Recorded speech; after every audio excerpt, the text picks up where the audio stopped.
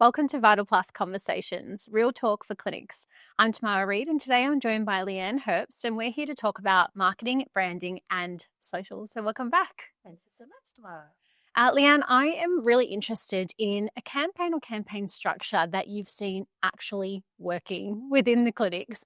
Let's ballpark like the last 6 to 12 months, because this industry is extremely fast moving. So what's been working? I think the big thing is to get repeat purchase. So, your main objective obviously be how do we get our customers back? So once I think you've set up your objective is how do we get the customer back is to work out the tools to do that. And the best is, let's be honest, is experience. So invite your customer in, give them a great experience in the treatment, let them feel the treatment, give them some take home, let them really experience the product, and then give feedback. And especially with a brand like Nimue, where loyalty is almost a guarantee, it really does work for us. So that's been a fantastic marketing campaign that we've run in many, many countries. Incredible. And that experience now has to translate across digital, social, web, print, all of the bits and pieces. How do you know in terms of a campaign indicator whether something is working or it's not? Definitely people starting to come into the salons. I think that's your number one. If that's your objective, then surely that's your number one thing in terms of the campaign. Obviously, people that are interacting with the pages, when you put it on digital, when you put it on social media, comments, and you often find during these types of campaigns as well, is people stipulate what their favorite product is. So, for example, we've got something called a thermal flash, and it is very popular. And as soon as you post it and you make it part of your campaign and you do things on social media, consumers become quite excited. They're like, that's my favorite, or have you tried this, or thermal detox, that's also an amazing product, and showcasing that experience. And yeah, I think that's probably what I would say. Incredible. And, coming back to that experience, unfortunately, when you see something as a client on social media, you mentioned that the thermal aspect of the product, you can't feel that or you can't imagine how that feels. So for a salon owner to be really descriptive in their marketing, imagine this being applied onto your skin, that thermal flash heats up the skin within minutes. You get a little bit of tingling, the beautiful oxygenation comes to the surface, blah, blah, blah, selling the product for you, right? Like this experiential explanation is so needed. And it's also important that it's in the therapist's voice, because it's really them engaging with the product and engaging with the consumer and the experience. So you're 100% right. So we've been talking about that experiential element of the clinics, and I'm really interested in some of the pillars that actually convert from marketing into bookings and into retail. What would you say they are? I think the key pillar would be the treatment feedback. And the other one would probably be education. So just focusing on treatment feedback, it's, as you were saying, it's the therapist in their own words speaking to the consumer, and then the consumer in their own words saying, this is how I've experienced it. Because once a consumer and you hear it from them, it's credible. So I think that's an important one. And obviously education. For us, Nimue is about education, making sure that you understand how the products work, what the ingredients are, and just making sure that it all sort of fits together for a proper system. And those are two of our pillars in actual fact. So. Yes. And the thing is when we're posting on social media or trying to do marketing for our clinics, we don't often wear the hat of the client who's coming in, and we don't think, how is this treatment or this product going to make them feel? And so when you get the client to say how they felt, that's that real credibility, that's that real proof point, because the client speaking about your brand or about the product is so much more satisfying than the therapist speaking about the product or the clinic owner speaking about the product.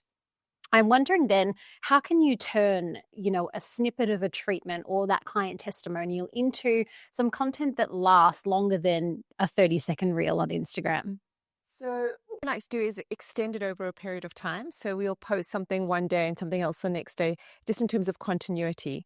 And the way it would start would be something like a consumer comes in, you record them coming in, what their expectation is. Then you'll get the therapist mixing the treatment. And while they're mixing the treatment, saying these are the key things that you expect. This is the ingredients that you're going to find. And this is your likely outcome. From there, we'll probably take a little bit further the consumer in terms of what was the experience during the treatment. Little little short testimonial always goes down well. More content that you could take from that is them taking the product home. What is the experience at home? Phoning, checking, making sure, asking them for videos. It's interesting to know how many consumers are actually willing to take a video of them putting on their take-home products, and they'll do it in their own mirrors at home. And then they submit that, and obviously you edit it and make it work. So you can really make that content travel, especially when you're working with a great brand. Yeah. And I want to stick there working with the great brand, because some salon owners take the brand's marketing and the brand's collateral and almost dilute their own brand. So what's your advice there to, showcasing the brand's incredible marketing assets that you have, but also sticking really true to your own brand's value and aesthetics? So I think it's a balance. I think, as in most things in life, don't let one overshadow the other, because at the end of the day, to your point, you as a salon have your own brand. And the brand that you choose must fit in and must be, obviously, the values must associate. The whole positioning should be associated with that of your own brand. And that's normally the case. But in some instances, what you find is if there is a little bit of a challenge between which one should I push harder and which one should I push less, it also would depend on where the salon is in its life cycle. Has the brand been there for long? If the brand's been there for long, focus a little bit more on some of the stuff the salon can do.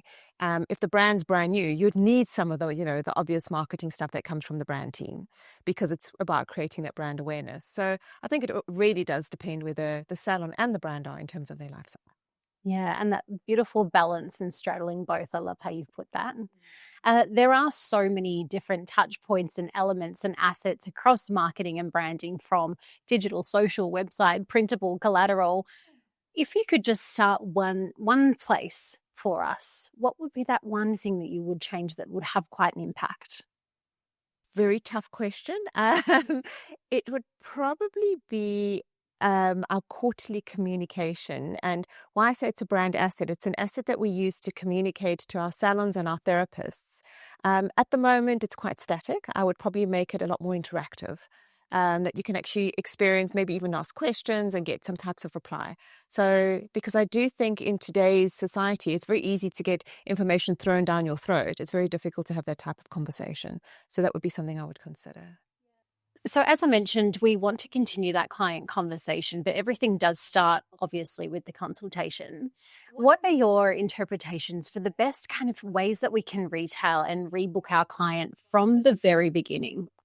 I think it's really important to understand your client. Not everyone is the same, and not everyone has the same expectations. It's understand them, manage their expectations, and work with them. We spoke about AI before. We're not robots. People like physical touch. People like people. They like experience and they like expertise. Explain the process. Explain what you're going to encounter. So it's about really engaging with your client at the end of the day, and taking them along the journey. Yeah.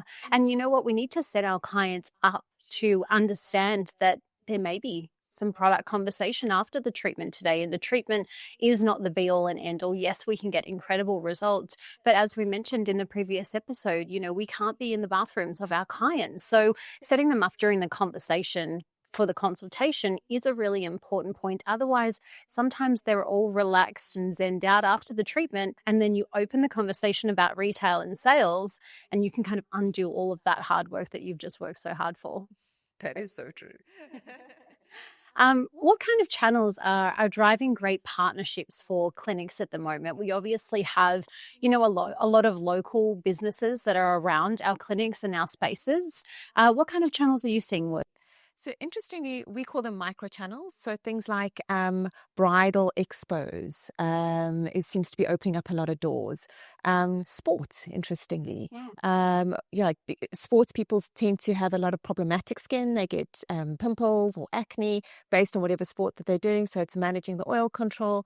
And it's those associations and those partnerships taking some of their stars, down the path. As I said, bridal, taking a bride down a path towards her wedding. And that really does seem to open up quite a lot for some of our salons.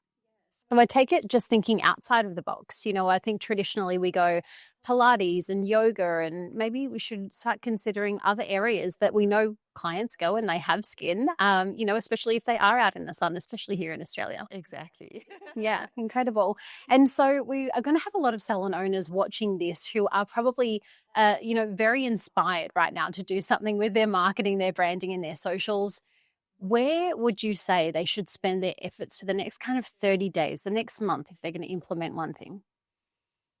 Sure. Well, firstly, I'd understand your consumer, understand the customer that's coming in, where they are, what they like to do.